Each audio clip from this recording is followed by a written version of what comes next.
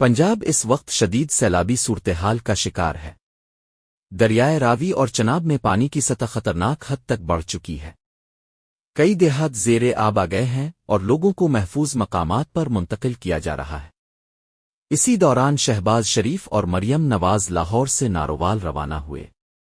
मरियम नवाज ने दरियाए रावी में कुश्ती पर बैठकर मुतासरा इलाकों का दौरा किया और साथ ही आसमानी जायजा लेने के लिए हेलीकॉप्टर के जरिए फिजाई दौरा भी किया। वही वीडियो को लाइक और चैनल को सब्सक्राइब करना ना भूलें।